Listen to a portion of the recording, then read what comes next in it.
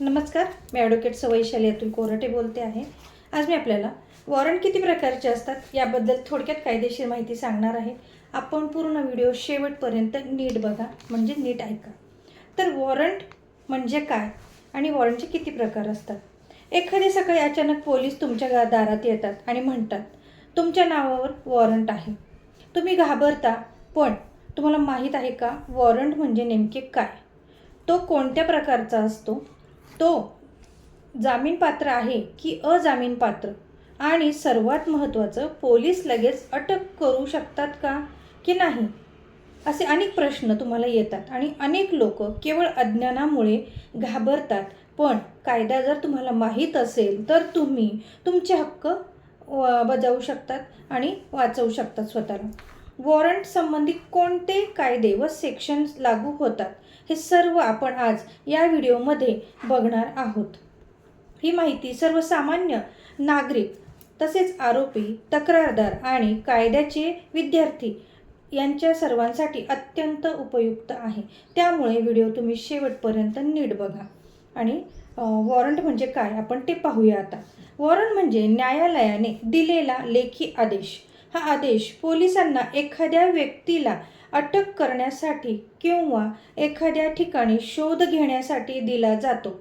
CRPC नुसार warrant हा लेखी आदेश असतो आणि त्यावर न्यायाधीशांची सही व न्यायालयाचा शिक्का देखील असतो. वॉरंटचे 2 प्रकार असतात. एक भारतीय फौजदारी प्रक्रिया संहिता CRPC नुसार एक वॉरंट अटक वॉरंट आणि दुसरं आहे शोध वॉरंट. म्हणजे अटक वॉरंट आहे आणि दुसरं आहे शोध वॉरंट. तर आपण अटक वॉरंट हा एखाद्या व्यक्तीला अटक करण्यासाठी जारी केला जातो. आपण अटक वॉरंटची माहिती बघतोय.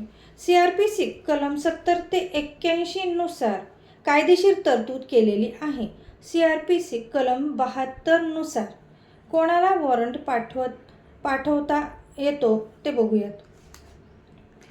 याच्यामध्ये ते येतं, कोणाला वॉरंट पाठवता येतो. CRPC 75 नुसार अटक करताना वॉरंट दाखवणे आवश्यक आहे. CRPC सेक्शन 76 नुसार अटक केल्यानंतर 24 तासांच्या आत त्याला न्यायालयात हजर करणेही आवश्यक असतं. अटक वॉरंटचे 2 उपप्रकार देखील आहेत. पहिला आहे जामीनपात्र वॉरंट, म्हणजेच बेलेबल वॉरंट. न्यायालय आरोपीला संधी देतं की तो जामीन देऊन मुक्त होऊ शकतो. न्यायालय वॉरंटमध्ये जामीन रक्कम नमूद करते. दुसरं आहे अजामीनपात्र वॉरंट. नॉन बेलेबल वॉरंट देखील त्याला म्हटलं जात असतं. हा वॉरंट गंभीर प्रकरणात दिला जातो. आरोपी वारंवार कोर्टात अनुपस्थित म्हणजेच गैरहजर जर राहिला आणि त्याने समन्सकडे दुर्लक्ष केले तर अजामीनपात्र वॉरंट हा जारी होत असतो. नॉन बेलेबल वॉरंटमध्ये पोलिसांना थेट अटक करण्याचा देखील अधिकार असतो आणि लगेच जामीन मिळेलच असंही नाही आहे. सर्वोच्च न्यायालयाने सुप्रीम कोर्ट ऑफ इंडियाने स्पष्ट केलेलं आहे की अजामीनपात्र वॉरंट हा शेवटचा पर्याय म्हणून वापरला पाहिजे. हे स्पष्ट सांगितलेलं आहे. शोध वॉरंट आपण दुसरं बघूया. शोध वॉरंट म्हणजेच सर्च वॉरंट. आपण पहिला बघितला अटक वॉरंट पहिला, आणि दुसरा आहे शोध वॉरंट म्हणजे सर्च वॉरंट. एखाद्या ठिकाणी शोध घेण्यासाठी न्यायालयाने दिलेला आदेश म्हणजेच शोध वॉरंट होय. तसंच दुसरं CRPC कलम 93 नुसार शोध वॉरंट कधी जारी होतो? तर CRPC सेक्शन 94 चोरीचा माल शोधण्यासाठी CRPC सेक्शन 97 नुसार चुकीने कैद केलेल्या व्यक्तीचा शोध घेण्यासाठी होतो. CRPC सेक्शन 100 नुसार शोध प्रक्रियेची पद्धत पोलिसांनी शोध घेताना पंचासमक्ष तपासणी करणे हे आवश्यक असतं. तसंच महिलांच्या बाबतीत शोध महिला पंचांच्या उपस्थितीत करावा लागत असतो. म्हणजे महिलांसाठी महिलाच पाहिजे असतात. समन्स आणि वॉरंट मधील फरक काय आहे आपण ते बघूयात. समन्स म्हणजे न्यायालयात हजर राहण्याचा आदेश आणि वॉरंट म्हणजे अटक, शोध घेण्याचा आदेश. जर आरोपी समन्सला प्रतिसाद देत नसेल तर न्यायालय वॉरंट जारी करू शकतो. CRPC कलम 87 नुसार समन्सऐवजी वॉरंट जारी करण्याचा अधिकार होय.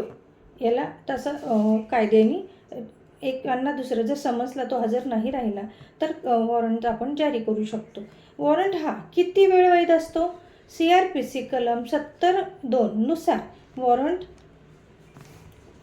वॉरंट हा रद्द होईपर्यंत किंवा अंमलात येईपर्यंत वैध असतो.